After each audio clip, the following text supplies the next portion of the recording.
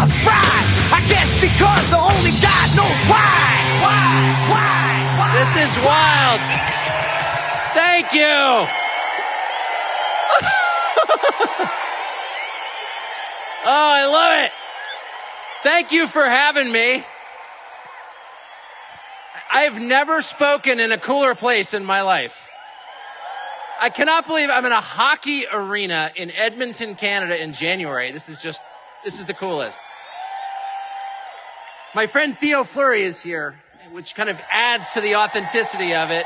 Go Theo Fleury. Thank you. I am thrilled to be here. Alberta, that's exactly right. Al-Freakenberta, as we call it. I was so excited to be here that I actually called the CBC and I said, I'm in town, which they were aware of, and I'd love to talk to you. I'd love to talk to as many Canadians as possible. And we talked to a very nice guy. I think he's new there. And he's like, sure. And we called back and we were speaking in Calgary earlier and they had a CBC guy there. And I said, look, I would love to talk to the CBC. I'll answer any question you like and I dare you to put it on TV. No. And I wasn't just outraged because there's a state media organization that's totally opposed to free speech, which is a little weird since the media should be the defenders of the things that, make their careers possible. But it also offended me personally because I feel like I have some ownership of the CBC, not because I'm a Canadian taxpayer, but because I am secretly, and I never reveal this part, Canadian. And I am. And I wouldn't say this, honestly, to an audience in Los Angeles or New York or Denver, because I don't want to be singled out, or treated differently. But it's actually true. My dad's family's from Nova Scotia. And we had a place in Nova Scotia my whole life until a few years ago when we sold it to a guy called Gerald Cotton, who mysteriously died sort of colitis in India with the keys to like $1 billion in Bitcoin. And the New York Times called me and suggested I was in on his Bitcoin scam, which for the record, I'm not. But anyway, I have ties to this country and I've spent a lot of my life coming here and I just love it. And that's why I'm here. And I mean that. And I like Canada because I understand what Canada is. And I'm not attacking Toronto, if I'm pronouncing it correctly. By the way, I mispronounce all Canadian names just to infuriate people and see if I can make them laugh, but they never do. I'm in Alberta, Calgary, Ottawa, in Canada. And no one ever, thank you for laughing. I love that. Everyone accused the Canadians of being humorless. They're just too polite to laugh in public. But thank you. And I called it Ottawa many, many times and I would get these outraged. You don't even know enough about our country to pronounce the name correctly. And of course, it was intentional until I received a very sincere email from an Ojibwa First Nations leader who said, actually, it's called Ottawa. And they've been mispronouncing it all these years. I'm not making that up. And if you have any Ojibwa friends, ask them. It's Ottawa. So your creepy prime minister can put on the costumes of other cultures, but he doesn't really understand them.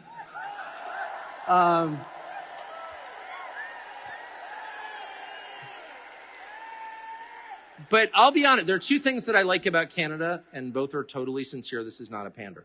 One, I like the physical country. I think it's the prettiest country in the world.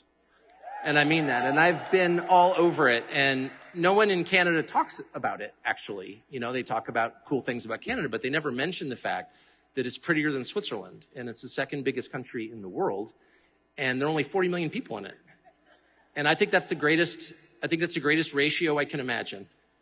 And I hear your friends in Ottawa saying we've got to make this country as packed as Bangladesh because, a crowded country is a happy country. And I think to myself, you're really sick, actually. I've been in places in Labrador and northern Quebec that I'm not sure another human being has ever been to. Your mountain's not far from here. You go there and there's not another person around, just you and what God made. And it's just the most inspiring, edifying experience. And If I were Prime Minister of Canada, I would take some public lands and I would allocate them to the entire 40 million who live here. And I would say, everybody gets 6 acres. And I command that you spend at least a week there. I mean it. And get out of your little cube with your food delivery and your weed and your stupid internet service. And go sit in the dirt in the God's most beautiful country and enjoy it. And then you'll understand what Canada is. I mean it. And go catch a trout. And you don't have to kill it, but catch it. And see the kind of fish or a walleye. You don't have to go shoot a moose, though you can. But you should know the country that you live in. And you shouldn't just be clustered near the border of, like, Detroit. What? Spread out a little. And people who have a little bit of contact with the natural world and the animals that live in it are a little bit clearer thinking, I have to say. And I met a bunch of them tonight in the photo line. And you could just feel the vibe coming off them. These are people who are taking the long view on life because they know what it is, and they know how precious it is, and they know how little control they have. Because when you farm, you really don't have control. And I don't care how many agronomy degrees you have or how clever you are in your planning. In the end, you don't control the weather. Despite, the really fierce attempts of the U.S. government to control the weather, they don't. And neither does Justin Trudeau. He doesn't, because he's not God. I don't want to blow his mind or anything. And when you realize that you're not God, you have hit upon the root of all wisdom. I am not God. All goodness flows from that realization. If you don't reach that conclusion, then in the end, you find yourself very tempted to commit genocide. Because it's true. And everyone who has reached the same conclusion, I am God. So let's just start there. So anyway, I love this country and I admire its natural resources. And I think you could have one of the greatest economies in the world with a population of 40 million and some of the deepest energy reserves in the world and mineral deposits in the world. And I've been to a lot of your extraction sites, I'm just saying. And, extraction's an ugly business by its nature, but Canadians, true to form, have really done their best to make it as tidy and respectful as they can. And I've seen it firsthand. You've never seen more conscientious energy extraction than in Canada. They apologize for taking it out. It's great. So I love that. And the other thing I love about Canada are the people, and I love the thing that other people mock Canadians for, which is their politeness. Their sort of Anglo commitment to never offending you no matter what, no matter how much they hate you.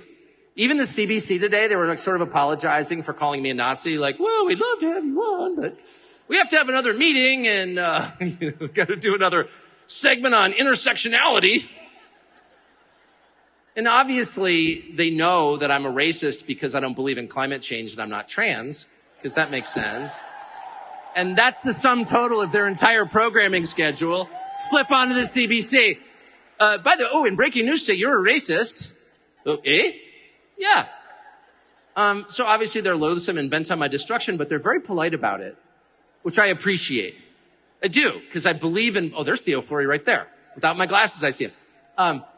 And I appreciate that. I do appreciate that. And I strive to be a politer person, and I'm not always, and I obviously, can offend people and use profanity, but in my heart, as an Anglo, honestly, I really strive to be polite. And you all pull it off in a way that's just remarkable and admirable. And thank you for that, for adding to the sum total of civility in the world. But thank you. But here's my concern. And it's part of a larger concern that people's best qualities are leveraged against them. And that what unscrupulous people in power do, if they're smart, is they don't dispatch an army of young men in tight uniforms to goose step through your town because it's a little bit too obvious. You've seen that movie. And you sort of know what happens next. You take up arms, you form a resistance, you drive the people out, and freedom returns, right? You guys have seen that movie. It's been done about 50,000 times. And if only that's what we were facing. Because that is straightforward. That's the kind of masculine expression of fascism.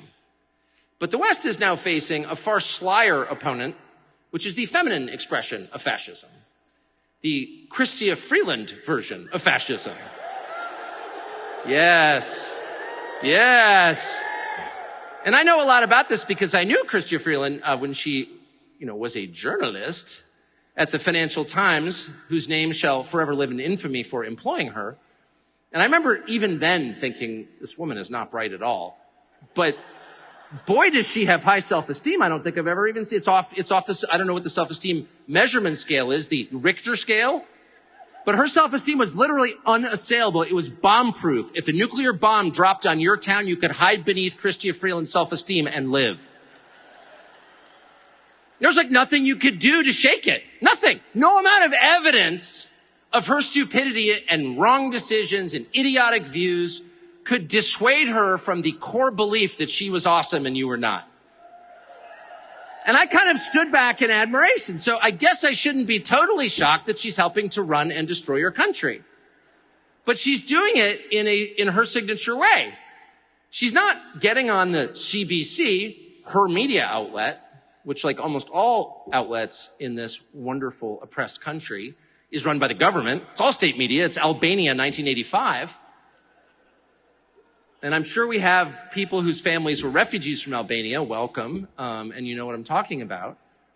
But at least you could say of the Albanian leader in 1985, Enver Hoxha, that when he went full fascist, he just didn't mince words. Shut up and obey or we'll shoot you. Chrystia Freeland is wise enough, clever enough, in her serpent-like way, to make it all about your protection and safety. All about your protection and safety. No, we're just trying to help you. That's why you're in shackles. You're being arrested right now for your safety.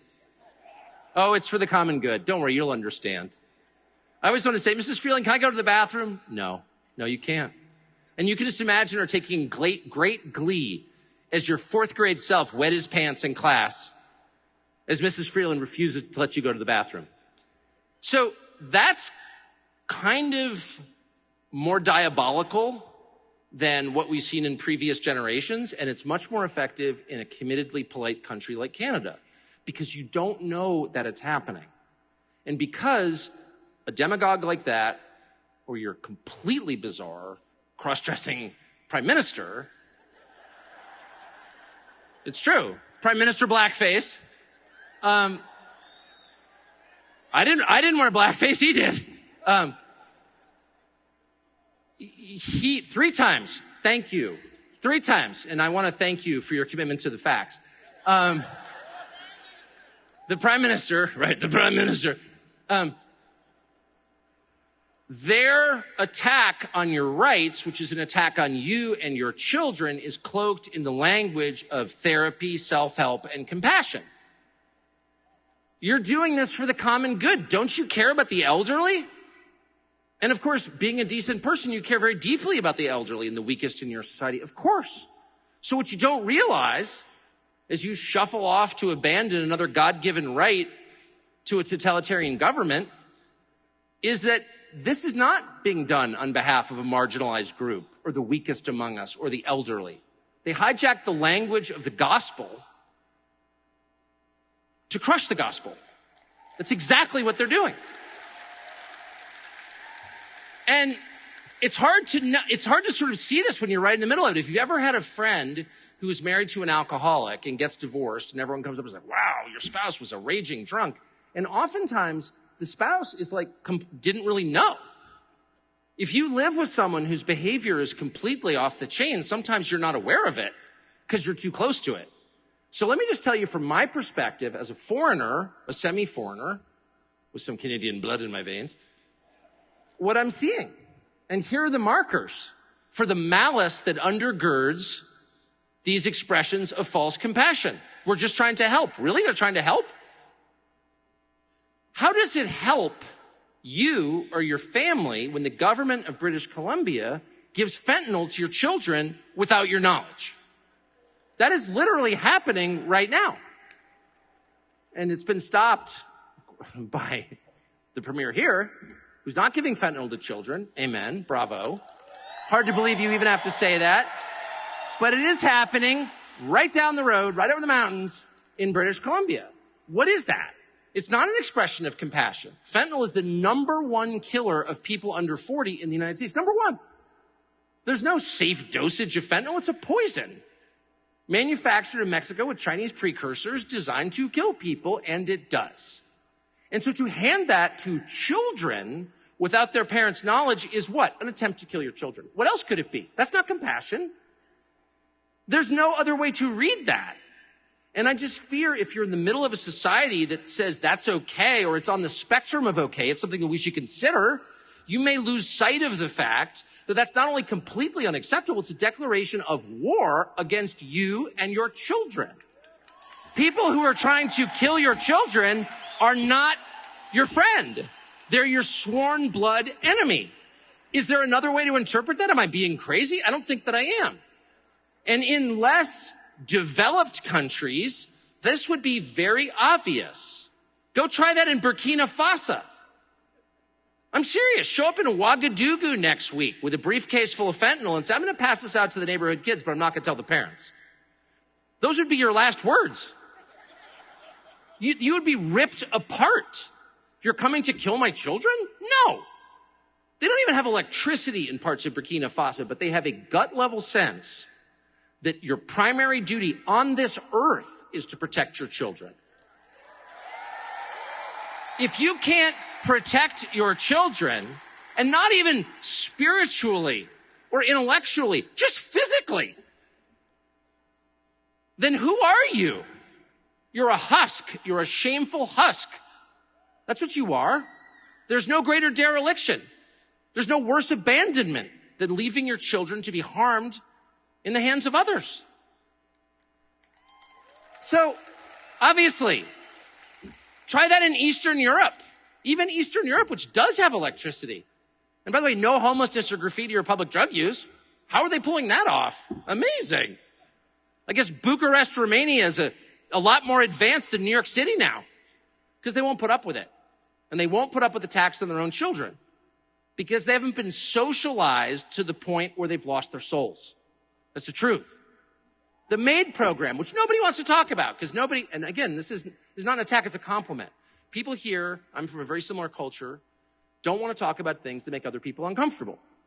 So it really is a Christmas dinner among the Episcopalians where there's a lot of sort of semi-drunk, sullen silentness. You know what I mean? As people kind of secretly resent each other, but no one can say anything about it. And apparently, at some point, someone get drunk enough just to say, I hate you. Everyone puts their heads down again. The government of Canada is killing Canadians, and not just a few, and not just the terminally ill. Over 50,000 so far. 50,000. Any organization that kills 50,000 people is a genocidal organization. Period. And I don't care how you dress it up. That's just a fact. That's like a bottom line on a chart. How many people have you killed? Oh, 50,000. Oh, you're not in the good guy category. Sorry, we can't. We're going to bring you up at The Hague, actually, where you should be.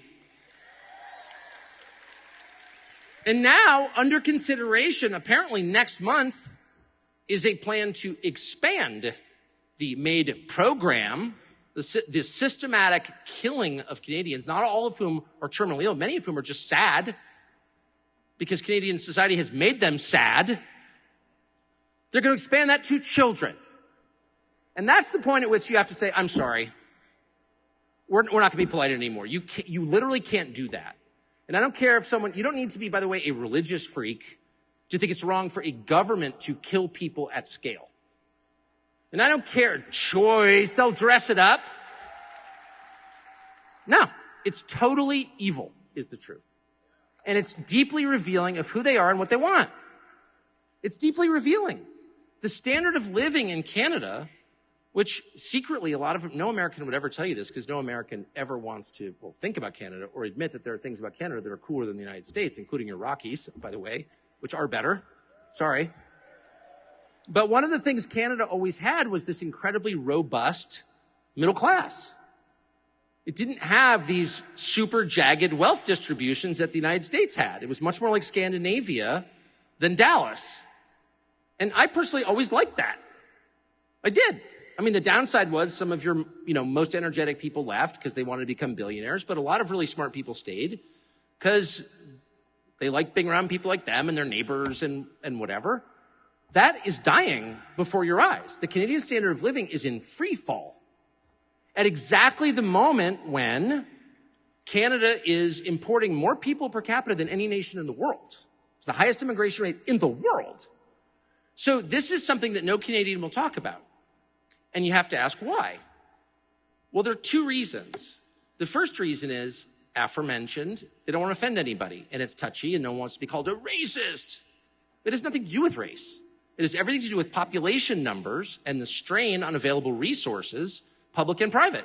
Housing prices, for example. Your healthcare system, of which you were once so proud. It's so overburdened that it's easier to get into the MAID program than it is to schedule a surgery.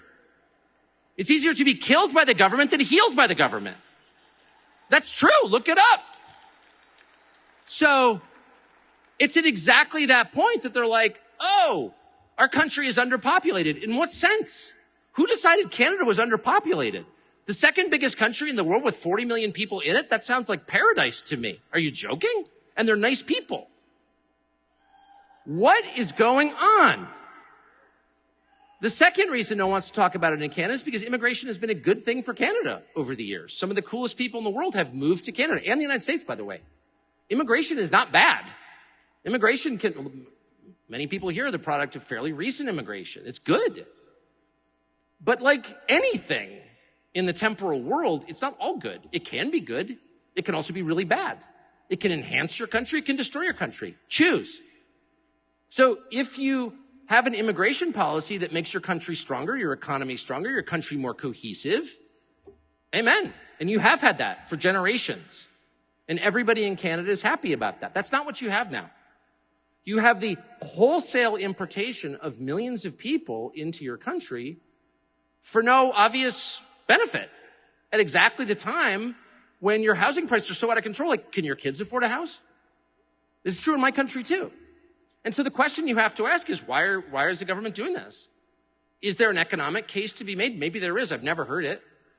Maybe there's some central planner who's decided this is going to make us all much happier and much more prosperous. They don't even attempt to convince you of that. They just shout slogans in your face, and if you ask a question, they call you a racist. And if you say, but I'm actually not a racist, and I'm not speaking for myself, I just want to know the answer. Why are you doing this? Without the consent of the governed, it's a decision you made unilaterally, and they won't answer your question. Diversity is our strength. Okay, that may be true. It may not be true. I don't know. It's a metaphysical question, actually. But in practical terms, why do we have the highest immigration rate in the world? Shut up! And of course, the answer is political power. Political power. This is a democracy. Your citizenship entitles you to choose your leaders. Your vote is valuable because there's a finite supply of those votes. It's very much unlike the Canadian dollar. Right? Or the US dollar, which in a pinch they can just print more of. And then the Canadian dollars you have in your pocket are worth less. Do you know anything about this? Have you heard this principle before? It's called supply and demand. And if you misuse it, if you ignore the most basic law of economics, you wind up with, repeat after me, inflation, with which you are familiar. Just inflation. The same principle holds for citizenship in a democracy. And if you don't like the way that the public votes, import new voters. And that's precisely what they're doing. They're doing that in the United States as well. And here's my point. You're taking it because no one's saying anything. And I'm just warning you that if this was a mistake, if these were policies formulated by people who actually loved you and had just gone off course and were doing the wrong thing, as you often do with your kids. If you have children, you often make the wrong decision with your kids. But you're brought back on course by your love for your children. And so over time, you make the right decisions because you're animated for a desire to protect them because you love them. But if you hated your children, all of your mistakes would be in one direction, and that direction would be toward destruction. And there is zero evidence that the Trudeau government loves you. And there's overwhelming evidence that they hate you and your families. How is that not true? If Liberal and NDP politicians are sending fentanyl to your children, if they're trying to add your children to the list of people who can be killed by the state, who aren't even terminally ill, if they are changing the composition of your country without asking your permission, if every communication you have with Ottawa is a lecture about your moral deficiencies. You're a bad person. Shut up, racist. There's no love at all. There's only contempt.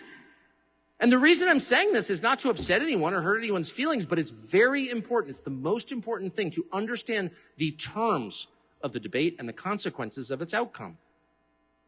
These are high-stakes questions.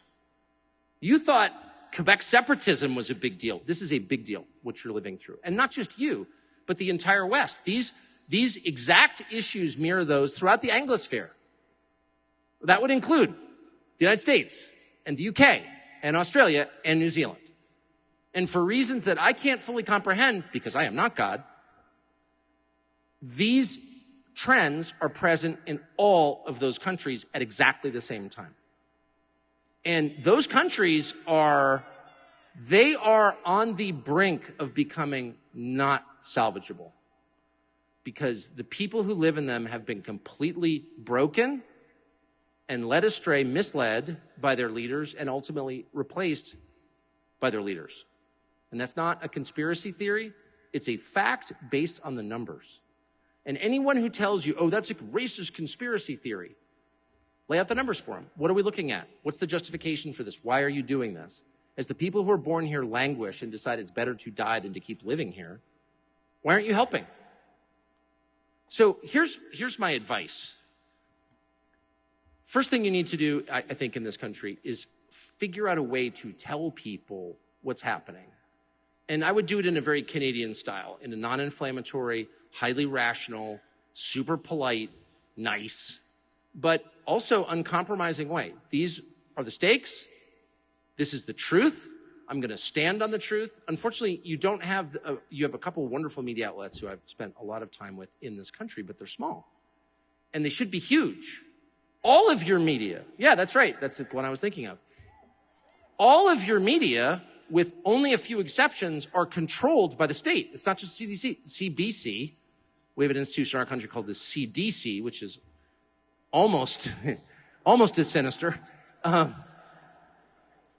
But you need a way for Canadians to know what's happening and to understand. You need a way. And it can't just be about Justin Trudeau, who's, if I can just say, so absurd that guy is going to sashay off into history fairly soon, I think. Because, I mean, honestly, someone told me last night, I was talking to someone, to one of your countrymen at dinner last night, and Justin Trudeau, who I've never met, though I know his cousin Gavin Newsom, but he's so ridiculous. He's so transparently phony. I mean, I'm mesmerized watching him. And so my very obvious, as a foreigner, question at dinner was, does anyone believe him? And everyone at the table said, oh yeah, young people do. And I hope that's not true. No, it's not true. But the point is, there can't be more than 20% of Canadians who think he's not repulsive because he's just so obviously repulsive. But would you leave your kids with him? Would you be like, oh, we're going on, we need to go to Canadian Tire for an hour. Justin, can you watch my kids? I don't think you're going to do that. But you hand him your country. It's totally cool. Don't worry. He's a good steward. But he will collapse under the weight of his own ludicrousness and go back to Cuba or do whatever he does. But what? I don't know if that's true or not, but it's just too great to check. Though if I ever meet him, I'm going to demand a 23andMe, like right away. But he will disappear from the world stage, and, I don't think history is going to treat him well. And he'll probably be like a university professor or work for Bill Gates or something equally ignominious. But the problem won't end there, because he is part of a structure that is itself rotten, and in fact that it, has elevated him to the top. And that's really the problem. And the only solution is for not radical people, but just clear thinking people to say absolutely not, and here's why. And to stand firm in the face of their kryptonite. And their kryptonite is the word racist. And as someone who's been called racist like 50,000 times, I have kind of a PhD in this. And here's what I've learned. I'll never forget the first time that somebody on some other channel, CNN or one of the totally discredited propaganda outlets in my country, was like, he's a racist. And wow, it really hurt my feelings. And I thought, I can't believe they call me a racist. That's like horrifying.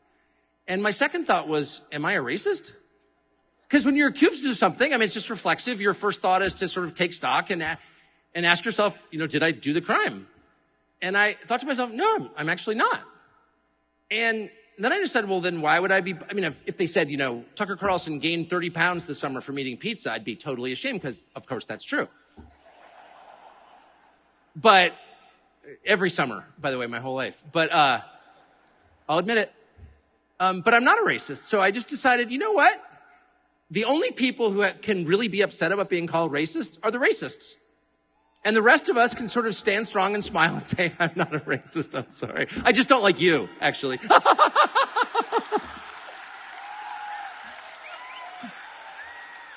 But that's the leash. That's how they keep you silent. And when they started calling people who question climate change, just cracks me up. In a country shaped by glaciers, has there been climate change before? I'm just wondering. Oh, did the glaciers melt because of SUVs? No, I don't know. We'll check. Anyway, climate change. But when they started saying that people who doubted climate change, it's hilarious, were racist, I was like, okay. Right. So my two pieces of advice, and I'll stop with this and we'll get to our panel with smarter people than I, is one, be strong inside, know who you are. If you're not a racist, it shouldn't hurt to be called one. It really shouldn't. And two, I've been attacked for calling Canadians humorless or whatever, and as I've said, I don't think that at all. I do think you've lost an awful lot of good comedians who fled your country to the South, because I do think it's hard to, there's a culture of self-restraint and of modesty here, clearly.